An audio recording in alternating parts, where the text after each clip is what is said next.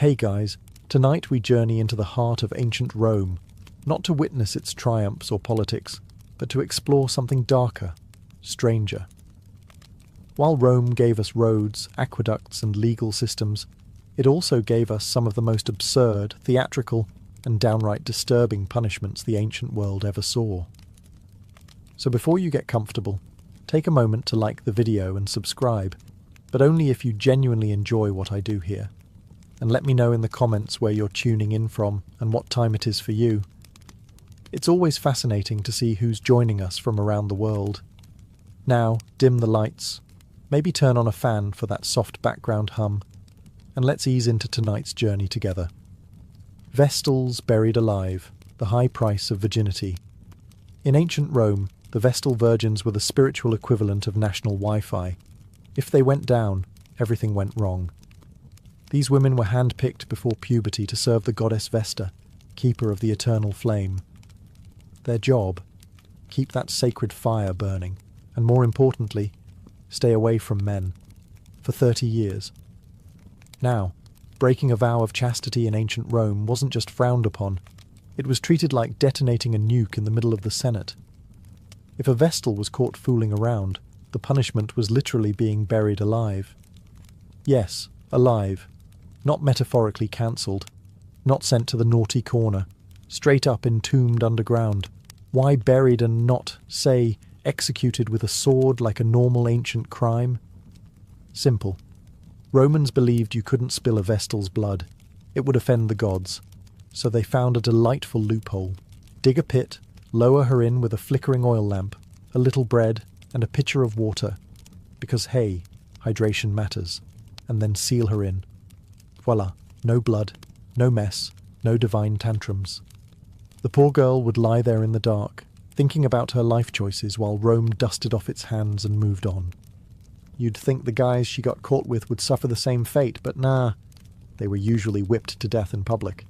Still brutal, just quicker. To be fair, becoming a Vestal was a big honour.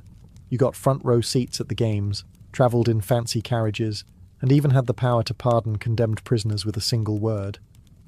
But all of that came with one little catch. Mess up once, and you're sleeping underground, permanently. And yes, Rome took it that seriously. One famous Vestal, Cornelia, was accused during Emperor Domitian's reign. Before being sentenced, she reportedly shouted, "Does Caesar think I've had sex with a god then? Because no mortal man touched me?" Bold move. Didn't work. So if you're ever feeling overwhelmed by your job, just remember, at least your boss isn't threatening to bury you in a hole with some stale bread and a dusty oil lamp. Rome, where HR policies were written in stone, and fear. Poena cullae, death in a sack, with animal roommates. Ah, ancient Rome, the birthplace of philosophy, architecture, and punishments that sound like fever dreams. Let's talk about Poena cullae, which translates to penalty of the sack. And no, this isn't some quirky medieval game show. It's what happened if you committed the ultimate Roman taboo, killing your father. Romans didn't just slap you with a fine or toss you in jail. No. If you murdered dear old dad, they gave you the deluxe punishment package, starring you and 4 unfortunate animals. First, the Romans would tie your hands, maybe give you a moment to reflect on your life choices. Spoiler, you'd made bad ones. Then sew you into a large leather sack. Sounds cozy, right? But it gets better. Joining you in the sack were a dog, for loyalty you lacked, a monkey, because why not add chaos, a snake, to slither through your regrets, and a rooster, perhaps to announce your doom at sunrise. Then the sack, now bursting with bad decisions and animal rage, was hurled into a river, ideally a deep one. The result? A flailing, yelping, screeching, hissing blender of panic and poetic justice. No one really knows why these specific animals were chosen, but historians think it was symbolic. Dogs represented family, monkeys chaos, snakes deceit, and roosters vigilance. Basically, your sins made flesh and feathers. Can you imagine the moment inside that sack? You're being headbutted by a monkey while a snake coils around your leg, the dog's losing its mind, and the rooster thinks it's a Tuesday. If this sounds like the worst escape room ever, you're not far off. The punishment was rare, thankfully, but Rome revived it occasionally just to make a point, usually under emperors who loved the theatrical. It wasn't just about killing the criminal. It was about making a statement, and maybe traumatizing a few spectators while they were at it. So next time your dad makes a lame joke or forgets your birthday, just be glad you weren't born in Rome. Back then, patricide didn't mean therapy. It meant sack time with the serpent circus. Crucifixion. But upside down, flipping the script on suffering. When we hear the word crucifixion, most of us think of one thing: a wooden cross, a slow, agonizing death, and a warning to anyone watching not to mess with the state. It was Rome's signature punishment, brutal, public, and humbling. But leave it to the Romans to occasionally throw in a little creative flair. Enter the inverted crucifixion. Yes, upside down. Because apparently, dying upright wasn't humiliating enough. This method was reserved for special cases, usually people the authorities really wanted to make an example of. Criminals, traitors, and occasionally rebels who insisted on being difficult even in death. But perhaps the most famous upside-down crucifixion was that of St. Peter, one of Jesus' 12 apostles. According to tradition, when Peter was sentenced to die by crucifixion under Emperor Nero, he made a strange request. "Crucify me upside down. I'm not worthy to die like my Lord." And Rome, being the efficiency machine that it was, said, "Sure, why not?" Now here's where things get a little intense. Crucifixion was already one of the worst ways to die, combining asphyxiation, blood loss, and total public humiliation. But flipping the body changed the dynamic. Blood rushed to the head. Muscles strained in unnatural ways. Breathing became nearly impossible. And it hurt. A lot. Think of it like this. It's the difference between sitting through a boring lecture and sitting through that lecture upside down while someone drives nails into your ankles. Not quite the same vibe. But this wasn't just about suffering. It was about symbolism. An inverted cross became, ironically, a symbol of humility. Peter's choice was meant to show reverence, not rebellion. Unfortunately, that image later got co-opted by horror movies and metal bands, giving it a very different PR spin. The Romans, they didn't care about the symbolism. For them, it was about sending a message. Cross us, and we'll make your death as weird and memorable as possible. So the next time you're hanging out, hopefully not literally, remember that ancient Rome could turn any punishment into performance art. Upside-down crucifixion wasn't just death. It was death with dramatic direction. Decimation, the original team-building exercise with a twist of trauma. When you think of a motivational speech, you might picture a coach yelling, "We win together, we lose together," but in ancient Rome the phrase could easily have been, "We march together," or 1 in 10 of you dies. Welcome to the charming world of decimation, a military punishment so brutal it makes modern boot camp look like a spa day. Here's how it worked. If a Roman unit showed cowardice in battle, tried to desert, or mutinied, the commander had a nuclear option. Not in the explosive sense, more like the psychological warfare sense. The entire group would be lined up, and every 10 soldiers would draw lots. The lucky one? He got beaten to death by his 9 comrades, with clubs, stones, or whatever was nearby. Yes, you heard that right. Not only did you face death, you also had to kill your buddy, the guy you probably just shared wine and bread with the night before, all to prove loyalty to Rome. It was like Survivor, Roman Legion edition, except nobody won immunity and everyone left traumatized. And don't assume they got a break afterward. The 9 survivors didn't get high fives and a long weekend. Nope. They were given barley instead of wheat for rations, a Roman way of saying, "We're disappointed in you," and forced to camp outside the fort's safety. The logic behind decimation was cold but effective. If you feared your own comrades more than the enemy, you'd think twice about running away. And oddly, it worked. Roman discipline was legendary, and decimation kept soldiers marching in line, even if they had to step over a few bodies to do it. One of the most infamous uses of decimation was by Crassus, the wealthy general who formed a triumvirate with Julius Caesar and Pompey. After a humiliating defeat in the Spartacus slave revolt, he decimated a disgraced unit. Because nothing says, "we're back on track," like a casual in-house massacre. So next time your boss says, "we need to boost team accountability," just be glad you're not living under Crassus. In Rome, failure wasn't just punished, it was distributed. The fork of heretics, a medieval neck workout. Nobody asked for. Let's say you lived in ancient Rome, or more accurately, the later Roman Empire, during those twilight centuries when things got weirder, darker, and way more obsessed with heresy. You spoke out against the church or challenged some sacred belief. Rome didn't just scold you. It gifted you an accessory you'd never forget, the fork of heretics. Picture this, a metal rod with two prongs at each end. One end pointed up under your chin. The other, jammed right into your upper chest. A miniature trident sandwiching your neck. Sounds uncomfortable? Oh, we're just getting started. Once this lovely device was strapped on, you were forbidden to move your head. At all. Look down. Stabbed. Nod off. Stabbed. Try to whisper a heretical thought to the guy next to you. Stabbed by your own collar. It didn't draw blood, at least not at first. That was the genius. The fork wasn't meant to kill you. It was meant to exhaust you. Mentally, physically, spiritually. You'd be left standing sometimes for days, straining every muscle just to avoid impaling yourself. It was like playing a game of Don't Move, where the prize was not slowly skewering your own throat.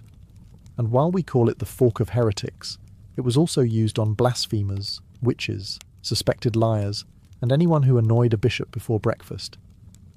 It was versatile torture, custom fit for silence, stillness, and soul-shattering discomfort. To make things even more theatrical, the fork sometimes had little Latin inscriptions engraved on it. Things like, "I renounce my sin," or "I am guilty," because nothing boosts your confession like being slowly impaled by typography.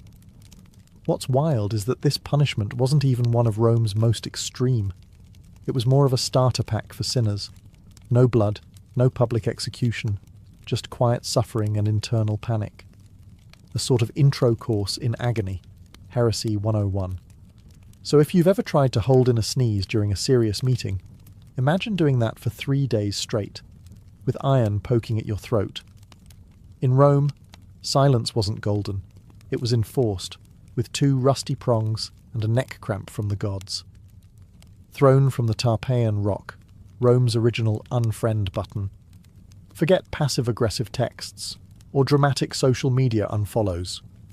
In ancient Rome, if you betrayed the state, they didn't just cut you off. They threw you off a cliff.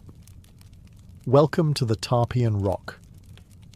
A jagged 80-foot drop on the southern face of the Capitoline Hill, just a short stroll from the Roman Forum. It wasn't just a scenic viewpoint. It was where the Republic took out the trash, by launching traitors straight off it.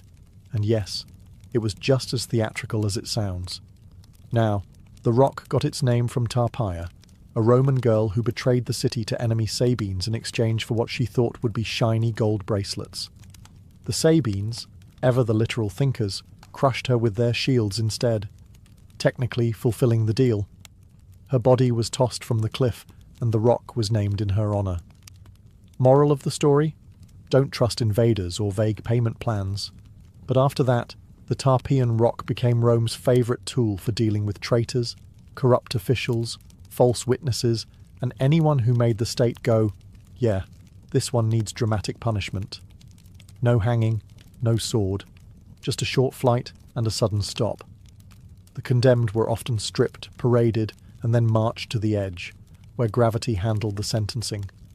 And yes, there was usually a crowd. Nothing like a good old-fashioned execution to spice up market day. It was public, it was final, and it was symbolic. You weren't just dying, you were being removed from the city, physically and spiritually. The ultimate cancel culture, Rome edition. Interestingly, the rock sat just a stone's throw away from the Temple of Jupiter, which meant that if you lied to the gods or the state, your final moments included a front-row view of heaven. Briefly. Over time, more elaborate punishments came along. Lions, crucifixions, burning tunics. But the Tarpeian rock remained a classic, elegant in its simplicity, brutal in its message. So next time someone says, they really threw him under the bus, remind them, the Romans did it first. No wheels, just stone, and betrayal echoing through the hills. Damnatio ad bestias, death by lion, applause, optional. Welcome to the Colosseum. Stone, sweat, and 50,000 roaring fans. Ancient Rome's version of cable TV. Today's main event? Damnatio ad bestias, or as we'd call it, being fed to wild animals while everyone eats snacks. This punishment, meaning condemnation to the beasts, was Rome's go-to for criminals, traitors, prisoners of war, and, most tragically, Christians who wouldn't bow to imperial gods. And make no mistake, this wasn't just about death. It was about spectacle. Rome didn't believe in boring executions. They believed in theatre. The condemned were tossed into an arena where hungry lions, leopards, bears, or sometimes even elephants were waiting. But here's the twist. Rome being Rome, they often dressed the victims up first. That's right, they turned their deaths into morality plays. One unlucky soul might be dressed as Orpheus, only to be mauled mid-lyre solo. Another might play a mythological villain like Prometheus, only for birds to peck at him in accurate reenactment. It was entertainment, justice, and religious propaganda, all rolled into one fur-covered disaster. You might ask, did they even have a chance to defend themselves? Absolutely not. This wasn't a trial. This was a death sentence wrapped in applause. The crowd came to see blood. And if the lions were sleepy that day, no problem. Romans had tricks, like poking them with hot irons or starving them for a couple of days beforehand. Showtime must go on. And remember, this wasn't limited to hardened criminals. You could end up in the arena for theft, political dissent, or even being on the wrong side of religious law. The only thing standing between you and lion lunch? Favour from a very generous emperor. But don't get the wrong idea. This wasn't just sadism. It was calculated. A warning to anyone watching. Step out of line, and this could be you. Rome ruled by fear and felines. In time, the Christian martyrs flipped the script, turning beastly death into a badge of honour. But for most, damnatio ad bestias was less about glory and more about gore. So the next time you grumble about jury duty, be glad it doesn't involve dressing as a myth and dodging leopards. Forced suicide with honour, when Rome let you die with dignity. Kinda in ancient Rome, getting a death sentence didn't always mean you were dragged to the arena or tossed off a cliff. Sometimes, if you were lucky, or rather, politically connected, you got a special kind of punishment. Forced suicide. Sounds contradictory, right? We're not going to kill you, but we strongly suggest you do it yourself. Here's how it worked.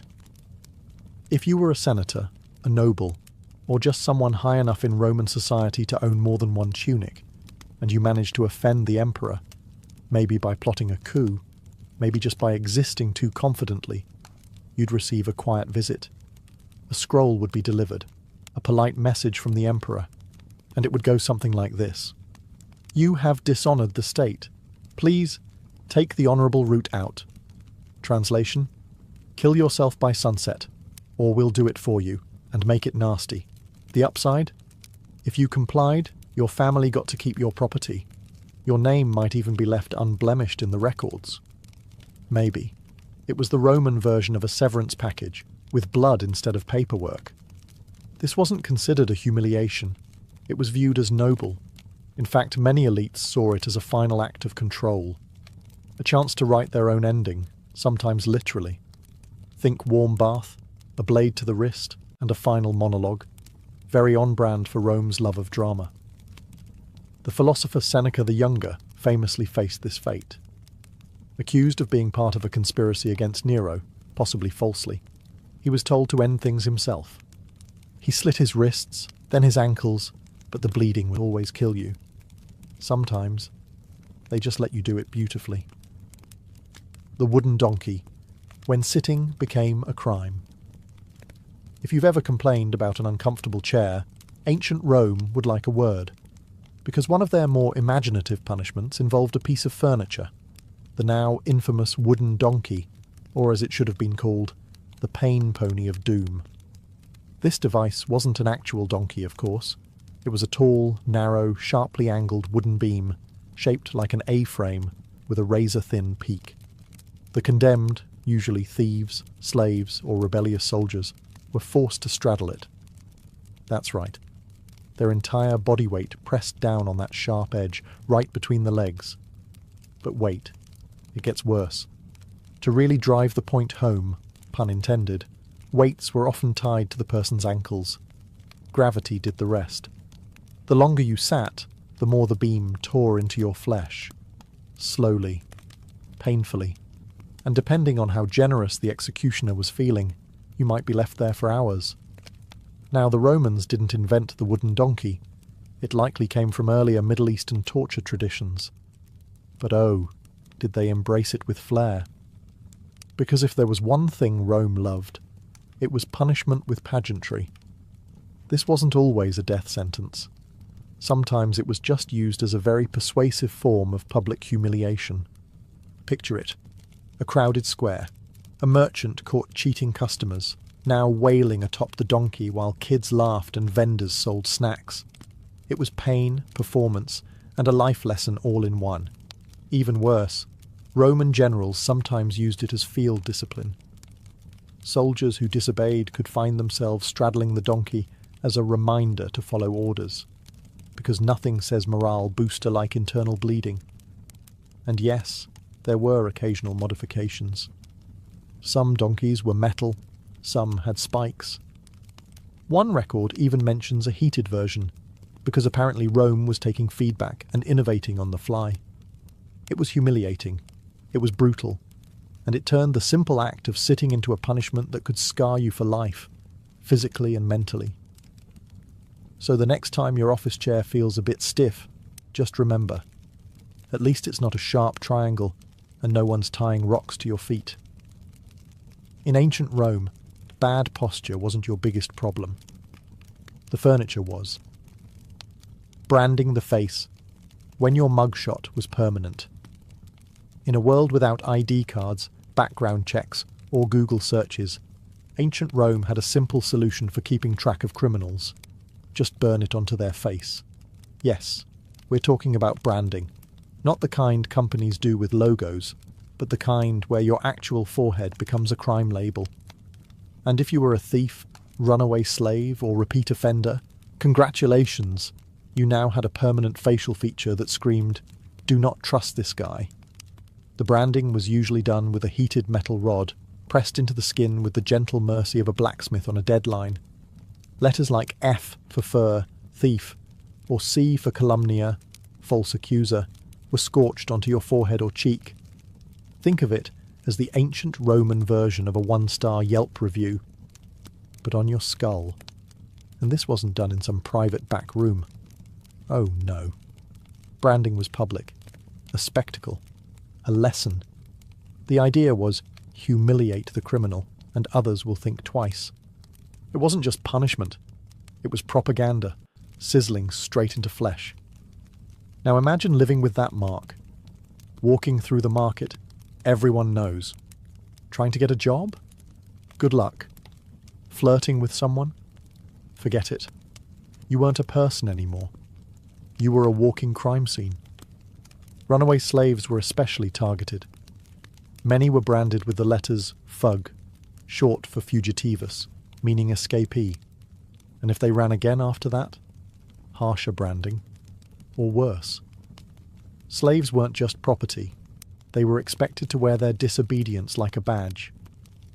Some clever folks tried to remove or disguise the marks through cuts, tattoos, or even makeup. But Rome, ever prepared, made those acts punishable too. Tampering with your brand was like trying to Photoshop your criminal record. It didn't fly. Later, emperors like Constantine tried to tone it down, suggesting brands be placed on the hands or legs instead of the face. But even then, the point was the same: permanent shame. So the next time someone says, "Face your consequences," just be glad they don't mean that literally. Because in ancient Rome, they didn't just remember your crime. They made sure your face did too. Tongue removal for blasphemy. Say goodbye to small talk. In ancient Rome, freedom of speech was conditional. You could praise the emperor, debate philosophy, and recite poetry. Just don't blaspheme. Because if you badmouthed the gods, insulted the emperor, or whispered the wrong words in the wrong ears, you might find yourself on the receiving end of a punishment that's both literal and horrifying. Tongue removal. Yes, they really did it. The logic was simple. If your words were dangerous, Rome would silence you, permanently. The process wasn't exactly subtle. There was no anesthesia, no sterile tools, just forceps, iron, and pain. A soldier or executioner would clamp your tongue, slice it off, or in some cases, rip it out entirely. It wasn't surgery. It was state-approved censorship. And it wasn't always about religion. Sure, blaspheming against the gods was a fast track to punishment, especially if you mocked Jupiter in public or questioned the sacred fires. But often, blasphemy meant speaking out against the emperor or the empire's moral order. Basically, if your mouth made powerful people uncomfortable, you were suddenly a medical emergency. One wrong joke, one heretical whisper, one rebellious chant, snip. This punishment wasn't just brutal, it was theatrical. Public tongue removals sent a clear message. Words have power, but ours has more. And even if you survived the ordeal, life afterward wasn't exactly a picnic. You couldn't speak clearly. You couldn't argue your innocence. You couldn't even scream properly. It was isolation through mutilation. A scarlet letter carved not into your skin, but into your silence. Ironically, some of the earliest Christian martyrs suffered this fate. They refused to renounce their faith and kept preaching. Rome couldn't silence their ideas, so it went for the messenger, literally. Of course, the Christians then turned these stories into tales of divine courage, which only made the Romans more furious. If you're thinking this sounds extreme, remember, Rome was obsessed with control, and there's no better way to control a person than by cutting out their voice.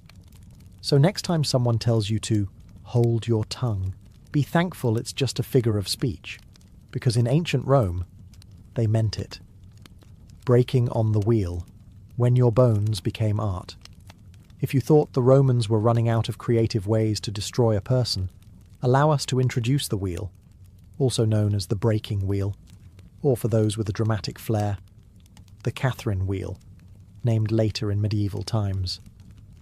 It was less an execution and more a macabre sculpture session using the human body as raw material. Here's how it worked.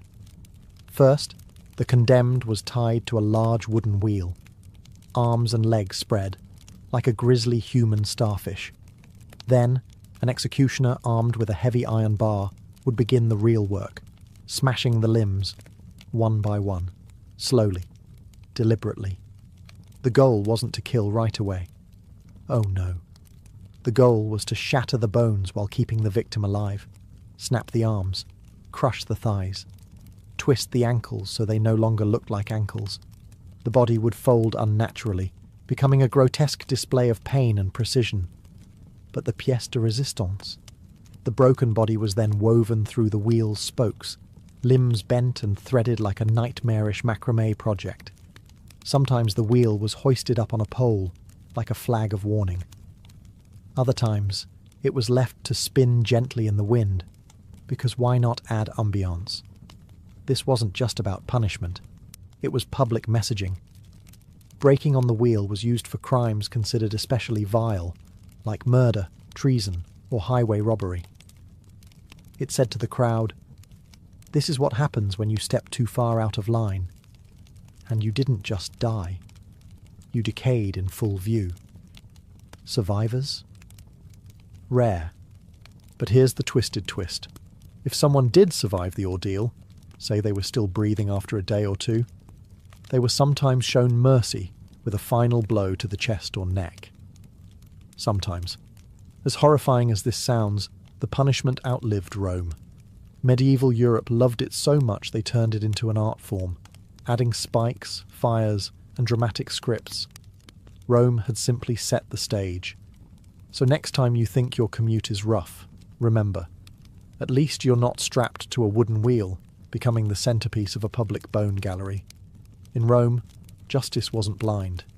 It was bold, brutal, and built for maximum exposure. Execution by hot ash, death by the grainy slow burn. When it came to killing creatively, ancient Rome always had something simmering. Literally, enter one of its lesser-known but deeply disturbing punishments, execution by hot ash. It's not as famous as crucifixion or the lions, but it might just be one of the slowest and most psychologically terrifying ways to die ever devised. No swords, no bloodshed, no quick release, just ashes. Heated, suffocating, and endless. This gruesome method is credited, unsurprisingly, to Emperor Nero, a man who treated executions like performance art. In one recorded instance, Nero had an enemy buried up to the neck in a pit. So far, classic Rome. But instead of beheading or stoning him, Nero added a twist. A funnel was inserted into the man's mouth, and hot ash was slowly poured in. Not boiling water, not fire, ash. At first glance it seems harmless. Ashes are soft, right? But here's where the genius horror kicks in. The ash is scorching. It clogs the throat, sears the lungs, and suffocates from within. It doesn't kill fast. It chokes. Slowly, gradually. You feel every moment, every breath turning to fire, every swallow becoming your last. And as the ash settles, you're not bleeding. You're not burned on the outside. But inside, everything is failing. It's death by dust. Death by suffocation dressed as silence. Why ash, though? Because it was humiliating, undignified. Ashes were the remnants of destruction, used to clean filth, wipe away traces of things burned. To die in ash was symbolic. It meant you were beneath notice, unworthy of steel or flame. You weren't even worth a dramatic death, just the slow grind of what was left over. It's worth noting this punishment wasn't common. It was reserved for those Nero really didn't like. People whose very existence he wanted erased quietly, yet with maximum psychological torment. And to the crowd, it didn't look like much. No blood, no screams. Just a man in a hole, and a trickle of grey dust. So the next time someone tells you, ashes to ashes, dust to dust, remember that in Nero's Rome, that wasn't just poetic. It was protocol. The tunica molesta, Rome's deadliest wardrobe malfunction. In ancient Rome, fashion didn't kill, unless you were wearing the tunica molesta, or as we might call it, the flammable death robe. Picture this. You're led into an arena or strapped to a stake, and instead of chains or ropes, the executioner approaches you with a tunic. Oh good, you think. At least they're giving me something to wear. Then you notice it's dripping, not with water, but with pitch, tar, and oil. This is the tunica molesta, literally annoying tunic, but more accurately, highly flammable nightmare onesie. It was a garment soaked in combustible material, fitted snugly, and then set on fire while you were still very much alive and inside it. This wasn't just a method of execution, it was a public performance, most famously used under emperors like Nero, who turned executions into after-dinner entertainment. During his infamous garden parties, Nero would use the tunica molesta to light the grounds, human torches illuminating his twisted vision of Roman leisure. Who wore it? Arsonists, traitors, Christians, anyone deemed worthy of a particularly theatrical end. The flames clung to the body, melting skin, igniting hair and searing lungs. And there was no escape, no rolling to put it out. The tunic stuck to you. It burned with you. And because Rome loved a good mythological reference, they sometimes modelled it after Hercules' poisoned shirt, a garment that caused the hero unbearable agony before his death. Rome didn't just kill you, they made it poetic. The real genius, if we can call it that, was in the psychology. You weren't just dying. You were displayed. Shrieking, flailing, engulfed in fire while crowds watched. It sent a message clearer than any stone inscription. This is what happens when you cross the empire. Some records even suggest music was played during the burning. Nero reportedly plucked his lyre as the flames rose. Talk about a hot performance. So if you ever complain that your clothes are uncomfortable or too tight, be glad they're not soaked in oil and part of a public execution ceremony. Because in Rome, fashion didn't just make a statement. It screamed, damnatio memoriae. When Rome deleted you from history. Most Roman punishments ended with the body, but some? They reached further. Into memory, into legacy, into obliteration. This is damnatio memoriae, the condemnation of memory, Rome's most haunting punishment of all, because what's worse than death? Being forgotten on purpose. If you were an emperor who embarrassed the state, a general who rebelled, or a senator who fell too far from grace, Rome might not just kill you, they would erase you. Completely. Statues, smashed or defaced, inscriptions, chiseled out, portraits, painted over. Your name? Struck from official documents, coins and monuments. If you had achievements, they were reassigned.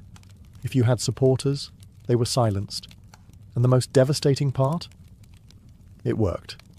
Many of the people subjected to damnatio memoriae were powerful, known, feared. Yet today, we don't even remember their names, because Rome was that good at deletion. Whole reigns vanish into silence. It's historical vaporization. One of the most famous examples was Emperor Geta, brother of Caracalla. After Caracalla had him assassinated, in their own mother's arms no less, he didn't stop there. He ordered Geta's image removed from every mosaic, painting and bust. Thousands of inscriptions were edited, his name scratched out by hand. In some surviving art, you can still see the ghost of Geta's figure. Awkward gaps, half faces, names partially scraped away. It's chilling, like history caught in the act of forgetting. But damnatio memoriae wasn't just about vengeance. It was about control. If Rome could rewrite the past, it could sculpt the future. If you could make it seem like someone never existed, then maybe their ideas didn't exist either. It was the empire's way of saying, you were never here, and if anyone says otherwise, they'll be next. There's something terrifyingly modern about it too. We talk today about cancel culture, social erasure, reputations destroyed in hours. But Rome was doing it 2,000 years ago, just with chisels instead of tweets. So as we close this strange journey through Rome's most bizarre punishments, remember this: the cruelest punishment wasn't fire, or lions, or ropes. It was the silence that followed. Because in ancient Rome, the worst thing that could happen to you was to be forgotten. In the early 1800s, the American landscape stretched endlessly westward, wild, unknown, and whispering promises to those bold enough to chase them. The east, crowded with cities, factories, and fading farmland, had begun to feel tight, constrictive. But the west, that was the dream. A blank canvas with just enough danger to make the paint stick. It began as a whisper, in taverns, in church pews, around dinner tables. Stories of open land, of rivers that shimmered like silver, of valleys that bloomed without effort. The Louisiana Purchase in 1803 had more than doubled the size of the young United States. Suddenly, there was space, unimaginable space, and it belonged to no one, or so the government claimed. For many, the The West was more than a direction on a compass. It was a fresh start, a place where your name didn't carry your debts, where nobody asked where you were from, only what you could do with your hands. It called to dreamers and desperados alike, farmers looking for new soil, widows seeking peace, and adventurers chasing legends carved out of campfire tales. There were no highways, no guarantees, and no second chances. Every journey westward began with uncertainty. Would the wagon survive the mountains? Would the river freeze too soon? Would there be food on the other side? And yet, tens of thousands went. Entire families, with infants swaddled in flour sacks and grandmothers tucked between crates of salted pork, set off into the unknown. To go west was to gamble everything, but to stay behind felt like surrendering to a life of limits. The frontier wasn't just a place on a map. It was a test of will, of grit, of the ability to carve order out of chaos using nothing but timber, steel, and raw hope. And as the sun sank behind endless prairies and mountain ridges, casting long shadows on wagon wheels and weary faces, one thing was clear. America's story wasn't written yet. It was being dragged slowly westward, one rickety mile at a time. Before the pioneers could brave the wild frontier, they had to build a vessel that would carry not just supplies, but their entire future. Enter the covered wagon, the backbone of the westward migration. It was no stagecoach or fancy carriage. It was a wooden box on wheels, held together by sweat, hope, and iron nails. Most families didn't build wagons from scratch. They bought them or modified existing carts. The most famous type was the Conestoga, but on the frontier, something smaller, lighter, and cheaper was needed. That became the prairie schooner, so named because its canvas top, billowing in the wind, looked like a ship sailing across grassy seas. But this ship didn't carry gold or jewels. It carried salted pork, flour, beans, cast-iron pots, a spinning wheel, a Bible, and maybe one good quilt. Every inch was accounted for. Space was life. And weight? Weight could kill you. A fully loaded wagon might hold up to 2,000 pounds, any more, and the oxen pulling it would collapse long before you reached the Rockies. Horses were too delicate, mules too expensive. Oxen were the true engines of expansion, slow, stubborn, but unbreakable. Families slept in the wagons, under them or beside them. Privacy was a luxury few could afford. And despite what Hollywood suggests, people didn't ride inside all day. That would jostle bones and bruise backs. Most walked, mile after mile, day after blistering day. Wagons weren't just transportation. They were survival pods. They held medicines, spare wagon tongues, gunpowder, and seeds. Some even carried baby chicks in boxes beneath the wagon bed to start a coop once the family settled. And yet, for all their practicality, wagons were also symbolic. They were hope on wheels. Once the oxen were yoked, once the wheels creaked into motion, there was no turning back. The house was sold. The land behind was gone. All that remained was the trail, the sky, and the belief that something better lay ahead.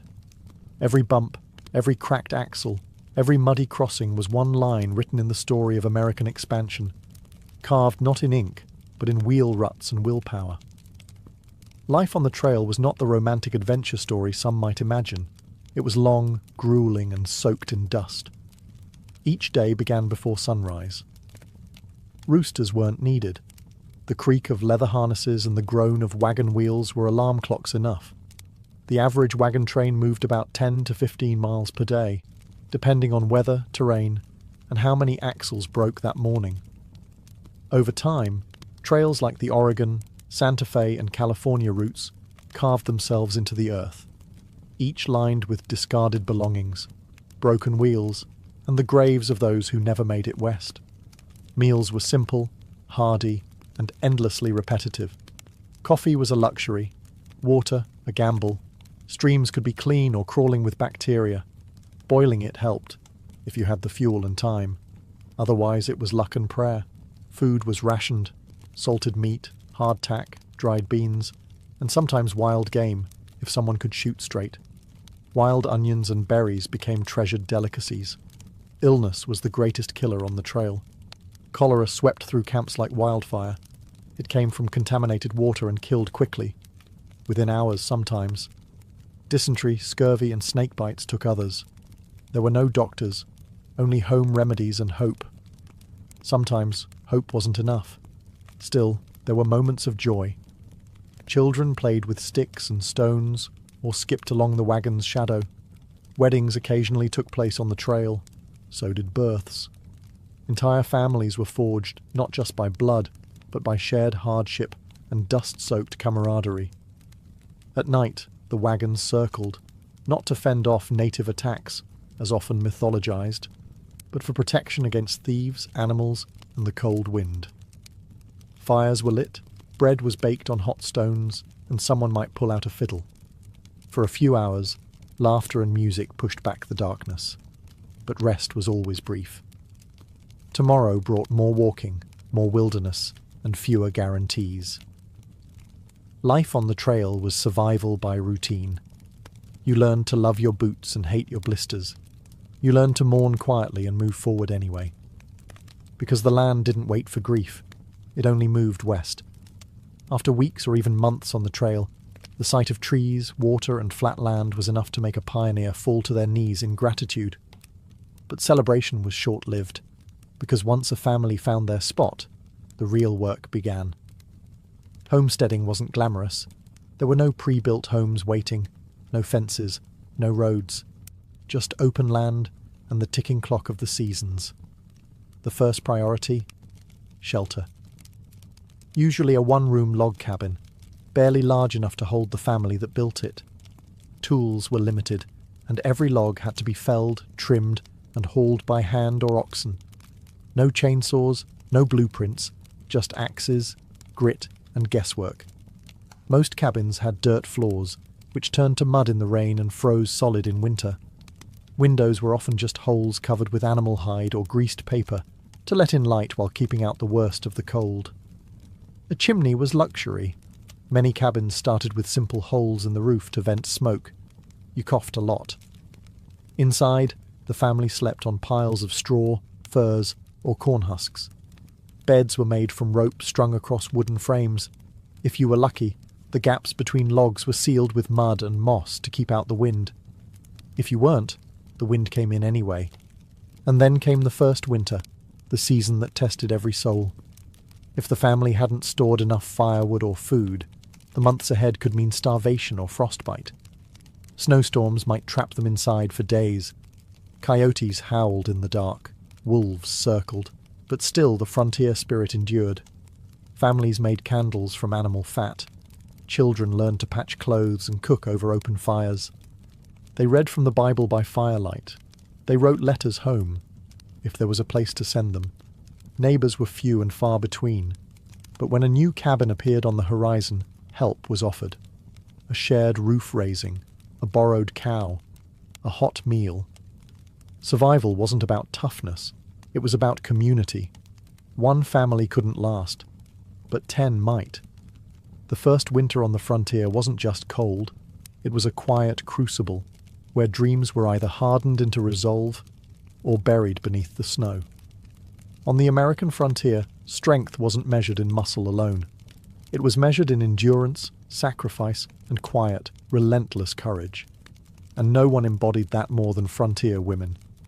Forget the dainty damsels of dime novels. These women were warriors in aprons.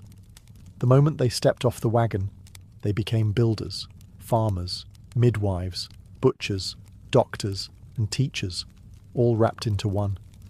If something needed doing, they did it, because there was no one else. They woke before dawn to churn butter, bake bread, and milk cows, all before most men even rubbed their eyes. They planted gardens, preserved food, tended to livestock, and sewed everything the family wore, often from scratch. In times of sickness, they administered herbal remedies. In childbirth, they acted as midwives, sometimes for neighbours, sometimes for themselves, alone. A woman on the frontier could kill a snake with a shovel in the morning and teach her children to read by afternoon. She might lose a child to fever and still have dinner on the table by sundown. Guns were no stranger to their hands. If their husbands were away, or gone for good, women defended the homestead with whatever was available: rifles, axes, frying pans. There are stories of women fending off wolves, outlaws, and even raiders, all while holding a baby on one hip. Loneliness was the enemy too. For some, the nearest neighbour might be miles away. Letters took weeks, even months, to arrive. The silence could be deafening. And yet, these women endured, knitting civilization from wilderness, one stitch, one lesson, one loaf at a time. Frontier women also formed the heart of community. They organised barn raisings, cared for sick neighbours, and hosted Sunday gatherings when churches were still only blueprints. When towns finally sprang up, it was often the women who insisted on schools, libraries, and law. They weren't background characters in the story of the frontier. They were the backbone. Uncelebrated, overworked, and often overlooked, yet impossible to forget once you knew their strength. So, the next time you picture the Wild West, don't just think of cowboys on horses. Think of a woman, hair pinned back, sleeves rolled up, shotgun by the door, and cornbread in the oven. For every wagon that rolled westward, for every cabin raised and field ploughed, there was already someone there. The American frontier wasn't empty. It was occupied by hundreds of indigenous nations who had called the land home for centuries, even millennia. From the Great Plains to the Pacific coast, the land was deeply woven with native life: hunting grounds, sacred sites, migration paths, rivers filled with meaning. But to the US government, and to most pioneers, this wasn't seen as home. It was seen as potential, and so began a long, painful unravelling of promises. The US government signed treaty after treaty with native tribes, agreements that promised peace, land rights, and resources. But almost every one of these treaties was broken. As settlers poured westward, tribes were pushed back, then pushed again. Sometimes it was with ink, sometimes with fire and bullets. Entire nations were forced onto reservations, often barren and far from ancestral homes. The Cherokee, Choctaw, Lakota, Comanche, and dozens more were made strangers on their own land. Some native groups tried diplomacy, others resisted. Armed conflicts erupted. The Black Hawk War, the Sand Creek Massacre, Little Bighorn. But even when native warriors won a battle, they lost the war. The government simply kept coming, with troops, with railroads, with settlers hungry for space and willing to claim it at any cost. It wasn't just a land grab. It was cultural erasure.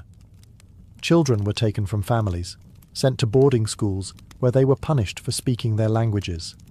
Sacred traditions were outlawed. Native identity was treated as something to be erased, civilized, or rewritten. And yet, through it all, indigenous peoples survived. Their languages were whispered in secret. Their songs were sung in defiance. Their stories passed down like living fire. The romantic image of the frontier often forgets this cost. But the truth remains. Westward expansion was not a triumph for all.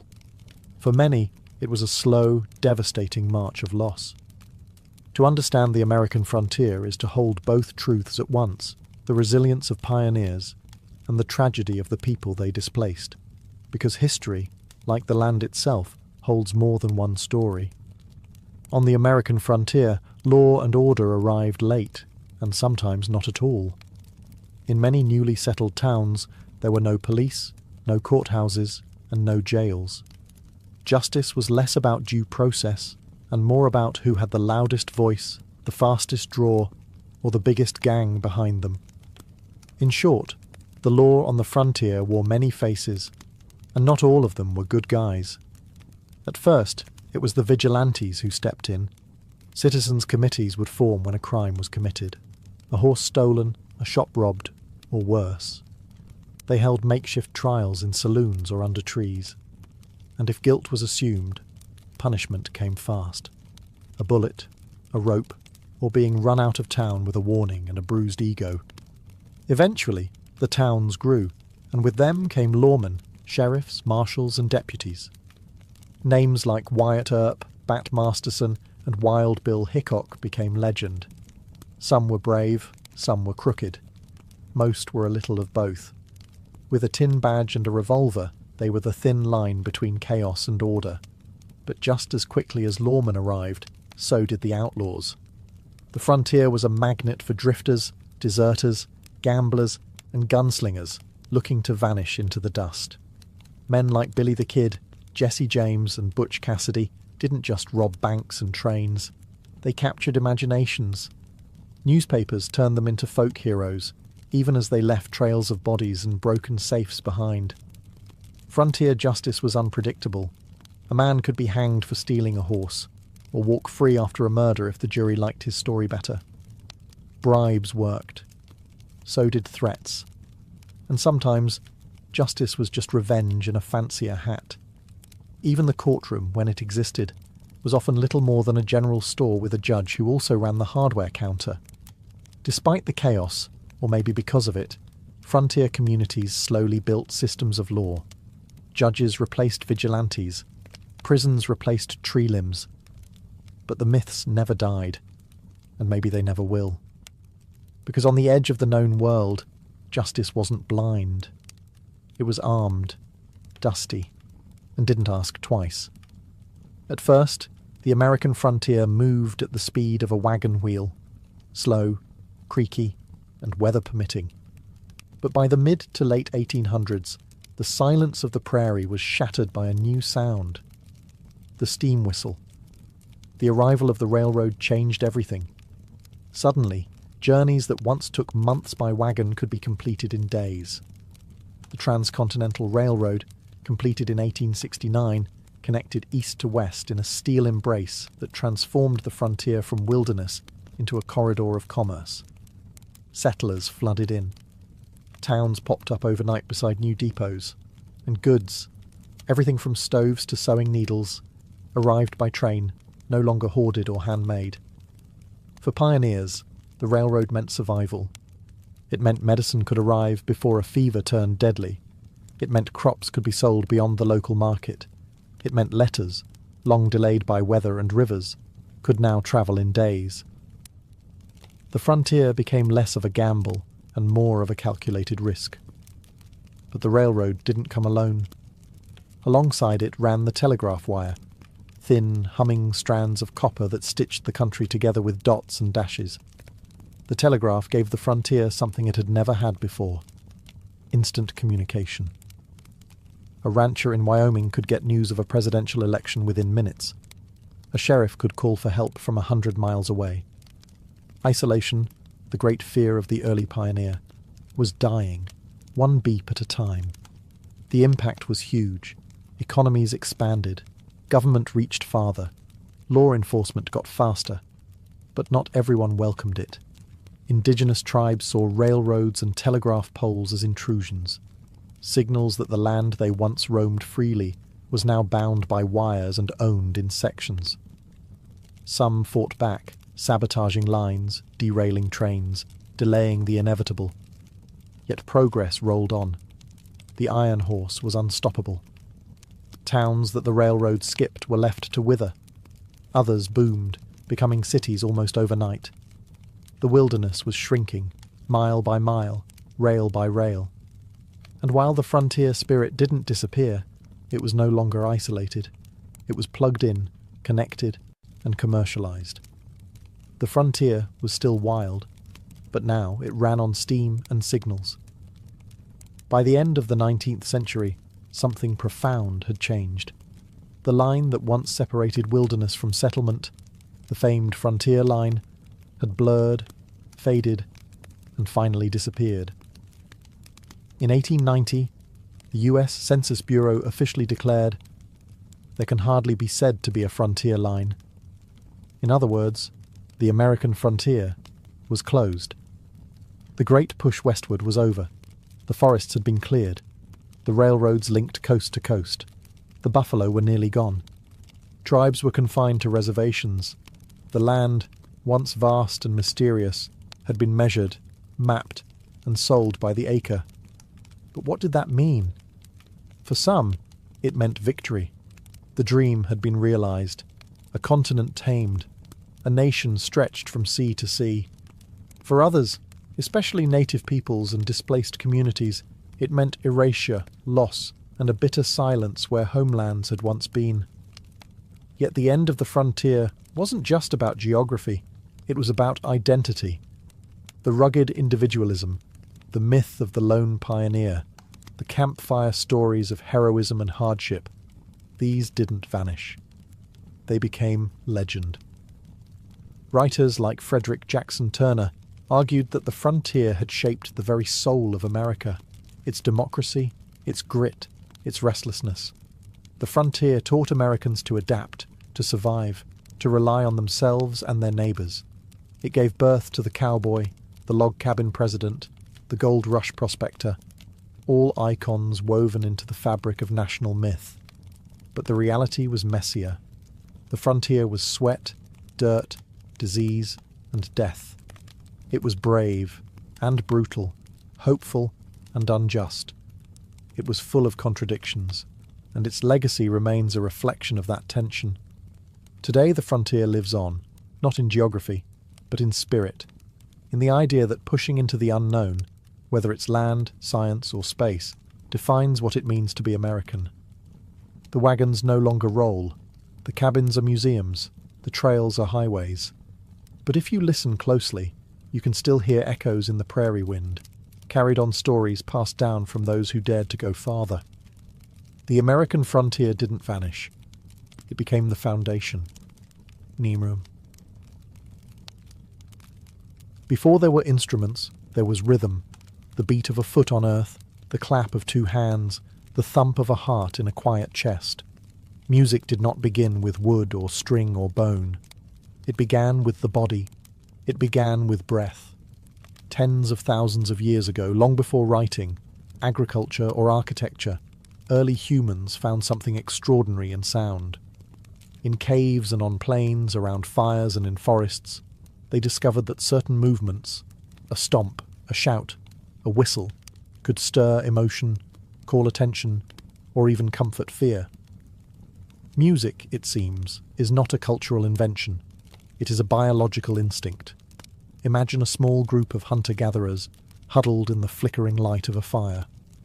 One begins to hum, a low rising tone. Another claps in rhythm. A third starts to mimic bird calls. There are no words, just sound.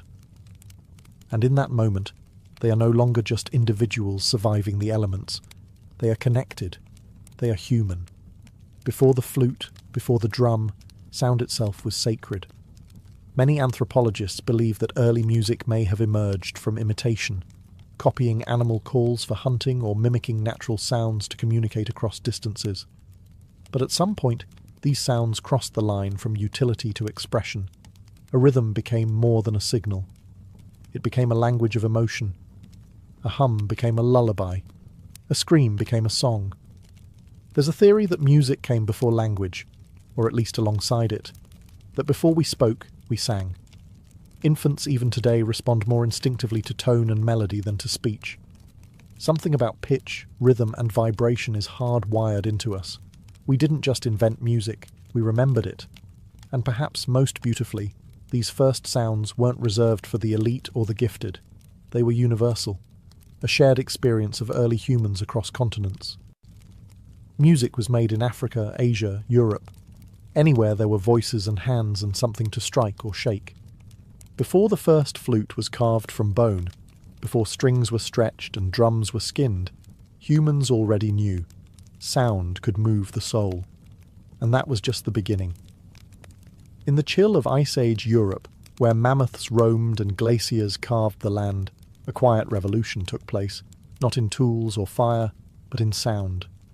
Somewhere in a cave, an early human picked up a hollow bird bone, bored a few holes into it, and blew. Out came a tone. Pure, haunting, intentional. This was no accident. This was the birth of the musical instrument. archaeologists have uncovered bone flutes dating back over 40,000 years, making them some of the oldest known instruments on Earth. Found in sites like the Hohlfels Cave in Germany, these flutes were made from vulture wing bones or mammoth ivory, not easy materials to work with. But their makers took the time to carve finger holes at precise intervals, allowing for a range of notes. That precision tells us something profound. This wasn't random. It was music. Structured, repeatable, crafted for expression. Why did they do it? Perhaps the sound mimicked birdsong, a call to nature. Perhaps it accompanied rituals, marking the transition from life to death or the passage of seasons. Or maybe, just maybe, someone made a flute because they wanted to make beauty in the darkness. It's easy to think of prehistoric humans as crude, focused solely on survival. But the flute suggests otherwise. It speaks of creativity, of a mind that looked at a bone and didn't see food, but possibility. These instruments also imply community. A flute played alone makes music, yes, but in a group, it creates rhythm, harmony, and shared experience. Around a fire, flutes may have joined voices, clapping or drumming on logs and stones. The music would rise, echoing off cave walls, the first concerts in human history. And consider this. These Ice Age flutes predate the invention of agriculture, the wheel, and even writing. In the hierarchy of innovation, music came early, not as a luxury, but as a need. The flutes of the Ice Age weren't just tools. They were expressions of joy, sorrow, mystery, and ritual. Fragile whispers from the deep past, still capable of moving us today. From bone and breath, humanity made melody. If the flute was our first voice, then the drum was our heartbeat. Long before cities, long before kings, there were circles of people gathered under stars, clapping, stomping, and pounding rhythm into the ground. The drum wasn't invented in one place. It emerged everywhere, across continents and cultures, as if the human body and Earth itself were asking to be synchronized. The earliest drums were likely simple, stretched animal skin over a hollow log or clay pot. They were tools of rhythm, yes, but also of ritual, communication, and power. A drum beat could summon a god, lead an army, or call a village together. It wasn't just noise, it was a signal. In Africa, some of the oldest known drum traditions trace back tens of thousands of years. There, drums became voices, instruments that could speak tonal languages, mimicking human phrases. In Siberia, shamans used drums to enter trances, their rhythms unlocking gateways to the spirit world. In the Amazon, the sound of a water drum echoed through the jungle like thunder made by human hands. What made the drums so essential wasn't just its sound, but its universality. You didn't need melody. You didn't need formal training. You just needed to feel the beat. And feel it we did. Drums were used in birth ceremonies, funerals, weddings, harvests, and wars. Their pulse gave structure to chaos. A rhythm could bind a tribe together, unify a ritual, or prepare warriors for battle. The beat said, "We are one." Even in early agriculture, drumming had a place. Farmers beat sticks to scare away birds. Harvest festivals featured dances led by drum beats. Rhythm marked time, not just hours, but seasons, cycles, and transitions. Over time, drums evolved. People added carvings, paint, and spiritual symbols to their instruments. Drums were not just functional, they were sacred objects, representing fertility, protection, or divine connection. And always, they connected us. Across language barriers, across generations, across worlds. In a world before clocks, electricity, or writing, rhythm was how we counted, and how we felt. Drums brought sound to life. They made time tangible. And in their pounding, we found not just music, we found meaning. As humanity moved from caves to cities, music evolved from survival ritual into sophisticated art. Nowhere was this more evident than in ancient Mesopotamia, the cradle of civilization, where rivers carved kingdoms and writing was born. Here, music began to look elegant. Among the temples and ziggurats, we find some of the earliest depictions of stringed instruments, harps and lyres, drawn on tablets, carved into walls, and even buried with kings. These weren't bone flutes made in secret. They were crafted with care, adorned with gold, silver, and lapis lazuli, their curves as graceful as their sound. The harp, in particular, became a symbol of refinement, religion, and royalty. Just an instrument, but a myth in wood and string. These early harps didn't have frets or fingerboards. Strings were plucked by hand, and each tone was fixed. But what they lacked in flexibility, they made up for in atmosphere. A Mesopotamian harp didn't shout like a drum. It whispered. Its notes hung in the air like incense, sacred, dreamlike. In these cities, music became organized. Musicians were trained. Scales and intervals were recorded in cuneiform. The harp was used in ceremonies, storytelling, and even astronomy, as scholars mapped the stars and matched them to harmonies, believing the heavens themselves sang in celestial intervals. The presence of harps in Mesopotamian burial sites tells us something profound.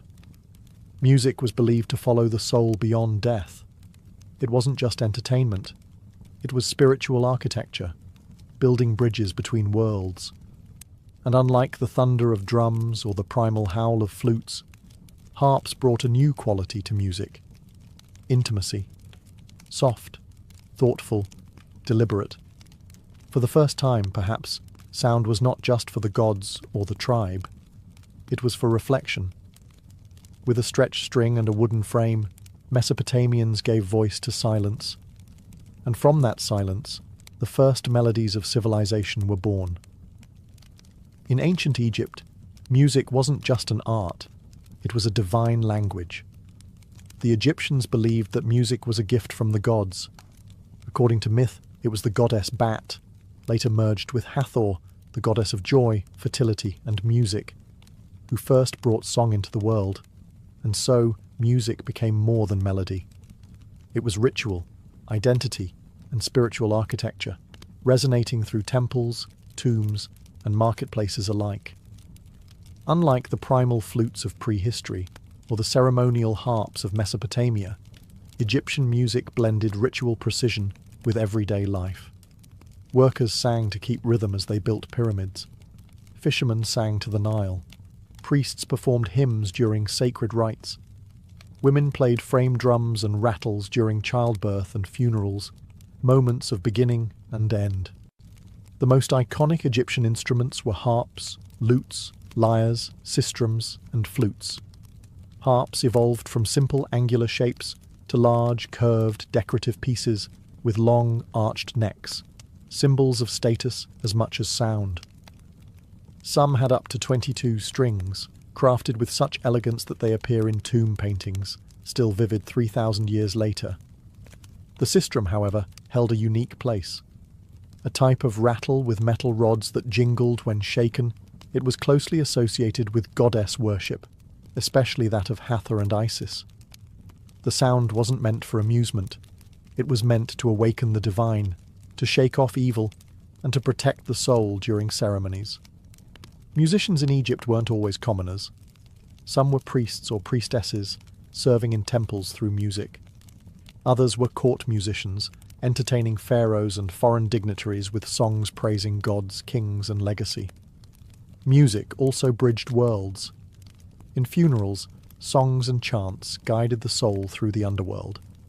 Tombs of the wealthy often included lyrics, and even illustrations, of instruments and musicians, as if to ensure the departed would be accompanied by sound in the afterlife. For ancient Egyptians, music was eternal. It honoured the gods, unified the people, and reminded them of cosmic order. Ma'at. Rhythm wasn't chaos. It was the heartbeat of the universe. In Egypt, to make music was to echo the sacred. To the ancient Greeks, music wasn't just an art form. It was a science of the soul and of the universe itself. While other civilizations used music in ritual and celebration, the Greeks asked a deeper question. Why does sound move us? And their answer was found not just in poetry or philosophy, but in mathematics. Enter Pythagoras, the philosopher best known today for his triangle, but who also played a monumental role in the origins of music theory. According to legend, Pythagoras passed a blacksmith's shop and noticed something strange. The sound of hammer strikes changed depending on the size and weight of the hammers. This inspired an experiment with strings. He discovered that when a string was divided in simple ratios, like 1.2 or 2.3, it produced consonant, harmonious tones. This revelation birthed the idea of the harmony of the spheres, the belief that the cosmos itself operated on mathematical ratios, and that music was an echo of universal order. Every plucked string wasn't just a note, it was a mirror of the heavens. Greek instruments reflected this philosophy. The lyre, a small harp-like instrument, became a symbol of civilization and education. Poets like Homer and Sappho were often depicted with one in hand. The aulos, a double-reeded pipe, provided the wild, emotive contrast, played in dramas, rituals, and sometimes in war. Music in Greece was deeply tied to ethics and character. The philosopher Plato believed different musical modes could influence the soul, some inspiring courage, others promoting laziness or chaos. He advocated for strict musical education to shape ideal citizens. In his view, the wrong scale could be as dangerous as poor governance. But for the Greeks, music wasn't about entertainment alone. It was medicine. It was morality. It was mathematical perfection vibrating through flesh and air. They laid the foundations for music theory, notation systems, and acoustics. Their understanding of intervals, scales, and harmony would echo for centuries through Roman, medieval, and modern thought. In Greece, music became more than sound. It became a bridge between reason and emotion, between numbers and beauty, a place where the soul could both calculate and soar. If Greece gave music its philosophy, Rome gave it volume. In the Roman world, music was about function, form, and force. It accompanied festivals, religious ceremonies, gladiator games, and most famously, the battlefield. Where the Greeks saw music as a bridge to the divine, the Romans saw it as a tool of order and empire. One of the most iconic instruments of Roman power was the cornu, a massive, curved brass horn shaped like a G and often taller than the soldier who carried it. The cornu wasn't for melody, it was for command. Its blast signalled troop movements, battle charges, and retreat orders across noisy battlefields. Roman generals didn't just shout, they orchestrated war. Alongside the cornu was the tuba, no relation to the modern one, a straight trumpet that could cut through the chaos of combat. Together, these instruments helped keep the Roman army, the most disciplined force in the world, moving in sync. Imagine tens of thousands of soldiers marching in time to the brassy, haunting calls of these ancient horns. It wasn't just organization. It was psychological warfare. But Roman music wasn't all military. In temples, tibiae, double flutes, accompanied sacred rites. In arenas, music opened gladiator games, not unlike a modern national anthem before a sporting event. At banquets, lyres and hydraulis, an early water-powered pipe organ, created ambience for elite guests. Music flowed through Roman daily life like wine, structured, performative, essential. They borrowed heavily from the Greeks, but reworked everything to fit their own ethos. Where Greece emphasized individual expression and introspection, Rome emphasized public spectacle and control. Music was entertainment and propaganda, and when Rome absorbed Egypt, Judea, Gaul, and beyond, it absorbed their sounds too. Roman music became a mosaic, blending African rhythms, Eastern melodies, and Mediterranean instruments into something vast and ever-evolving. Yet unlike Greek philosophers, Roman thinkers wrote little about the theory of music.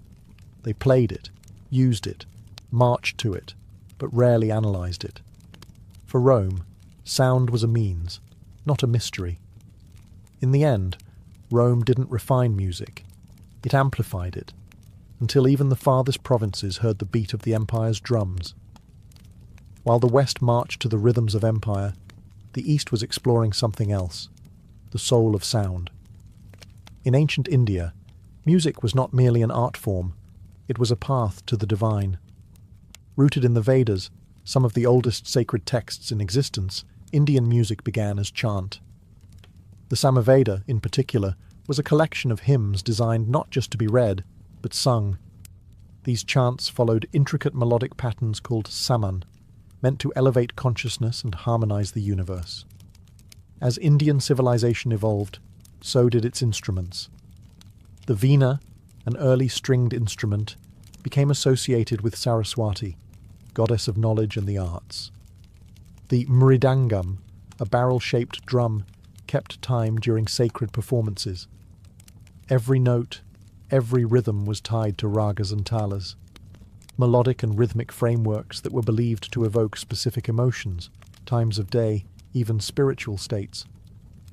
Music wasn't for entertainment. It was discipline, meditation, a way to balance inner energies and touch the eternal. Meanwhile, in ancient China, music was equally sacred, but also political. The legendary Emperor Shun, one of China's mythical 5 emperors, was said to have harmonized the empire through music. Chinese philosophy, especially Confucianism, held that proper music led to moral behavior and social order. The right notes created harmony not just in the soul, but in the state. Instruments were carefully designed to reflect cosmic balance. The guqin, a 7-stringed zither, was played in solitude by scholars and sages. Its soft, meditative tones, meant to reflect introspection and virtue. The sheng, a mouth-blown reed instrument, symbolized unity through its many pipes working as one. The bianzhong, a set of bronze bells, was used in royal courts to represent hierarchy and ritual structure. Chinese music was tuned to precise mathematical intervals that matched natural cycles, aligning humanity with the heavens. In both India and China, music was not separate from life. It was life, a mirror of the cosmos, a code of discipline, a sacred pulse. While Rome used music to conquer, the East used it to commune, with the divine, with nature, with the self. From the thrum of bone flutes in Ice Age caves to the shimmering strings of Mesopotamia, from Egyptian sistrums that summoned gods to Chinese zithers that calmed emperors. Music has always been more than entertainment. It is a language without borders, a force that predates empires and outlasts them. But why has music endured when so many other inventions have faded? Because music speaks directly to something we can't explain, the emotional center of our being. It comforts, warns, excites, unites, mourns. It's what a lullaby offers to a crying child, what a funeral drum says when words fall short, what a national anthem stirs before a battle or a game. Music is intuitive. A melody from the Andes can move someone in Africa. A drum beat from a Polynesian island might feel familiar to someone in Scandinavia. It's not the notes we recognize. It's the feeling they carry.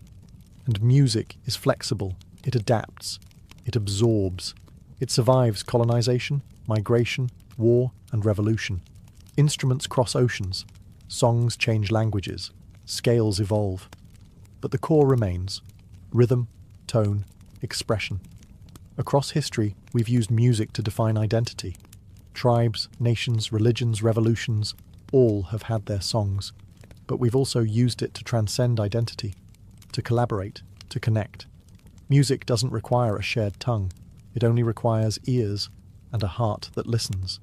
Modern science now confirms what ancient wisdom intuited. Music alters brainwaves, reduces stress, and triggers memory. Alzheimer's patients, even when words vanish, remember melodies. Soldiers cope with trauma through sound. Babies respond to lullabies before they can speak. We've turned music into therapy, into protest, into worship, into business, into life.